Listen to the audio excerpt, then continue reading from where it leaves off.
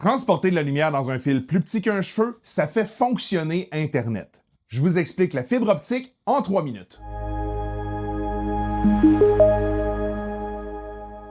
J'avoue que ça peut être fascinant de se dire que la lumière vous permet de télécharger un film sur Netflix, mais d'où ça vient l'idée de la fibre optique et comment est-ce que ça fonctionne concrètement? Avant de se lancer dans tout ça, il faut juste expliquer ce que c'est la réfraction en quelques secondes. En très simple, quand la lumière passe d'un matériau transparent à un autre, la lumière change de vitesse un peu et l'angle de la lumière est affecté. C'est ce qu'on appelle un indice de réfraction. C'est pour ça que le bâton de votre aspirateur de piscine a l'air de casser quand il entre dans l'eau.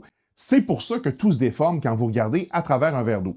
Pour les mêmes raisons, en 1870, le physicien britannique John Tyndall démontre devant la Royal Society que la lumière d'une lanterne peut suivre la trajectoire courbe d'un jet d'eau qui s'écoule d'un seau. C'est le principe physique de la réflexion totale interne. La lumière reste emprisonnée à l'intérieur du liquide malgré la courbure. Durant les années 50, le physicien indo-américain Narinder Singh Kapani fabrique des faisceaux de toutes petites fibres de verre capables de transmettre des images.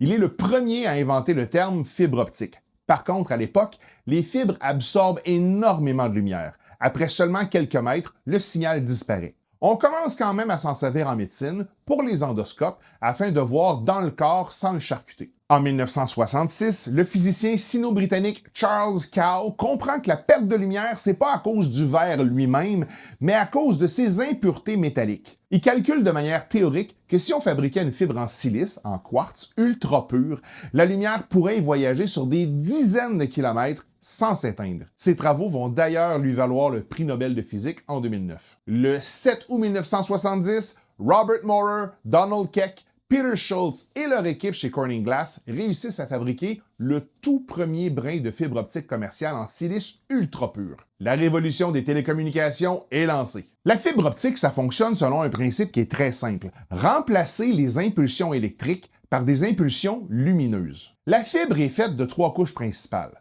Le cœur, en anglais core, qui est un fil de verre ultra pur, plus fin qu'un cheveu humain, entre 5 à 50 micromètres. C'est là que la lumière voyage. La gaine, le cladding en anglais, qui est une couche de verre avec un indice de réfraction un peu plus bas que celui du cœur. Ça agit comme un miroir parfait. La lumière qui tape sur le bord du cœur est renvoyée vers l'intérieur. Et enfin, le revêtement protecteur, en anglais le buffer ou le jacket, qui est du plastique qui protège la fibre de l'humidité et de la casse. Il y a 2 choses très importantes à savoir de la fibre. Premièrement, aujourd'hui, la silice est tellement pure que si c'était ça au lieu de l'eau dans les océans, on verrait parfaitement le fond marin éclairé par le soleil comme s'il n'y avait pas d'eau, peu importe la profondeur. Et ensuite, contrairement à un fil de cuivre régulier, il ne faut pas rouler une fibre optique trop serrée parce que ça risque de casser le verre à l'intérieur. Ça va être malléable, c'est quand même de la vitre. Comment ça transmet de l'information maintenant? Premièrement, votre routeur ou l'équipement de votre fournisseur Internet prend vos 0 et vos 1 électriques et les transmet à un laser. Pour envoyer des gigabits de données sur un seul fil de verre, on injecte plusieurs lasers de couleurs différentes en même temps. Mettons ça simple et concret, si on ramène ça à 2 couleurs par exemple,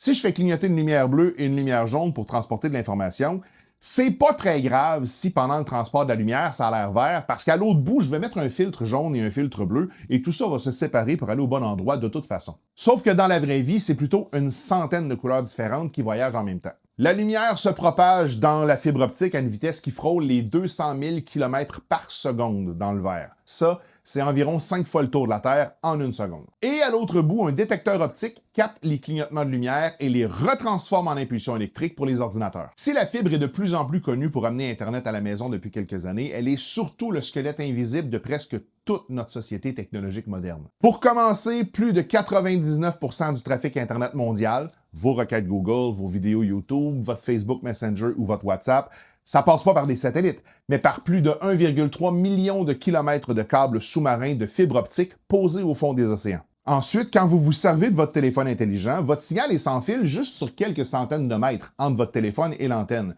Du moment que le signal arrive à la tour cellulaire, il est tout de suite réinjecté dans un réseau de fibre optique pour voyager à travers le monde. Et enfin, on utilise la fibre optique pour la recherche, la prise de mesure ou juste de l'éclairage décoratif. Mais surtout, sans elle, Internet serait probablement beaucoup plus lent et compliqué, du moins au niveau de l'infrastructure. Encore une fois, si vous avez appris quelque chose, aimez et partagez. Et par curiosité, Internet chez vous, il est par câble, par fibre optique ou par bon vieux modem téléphone?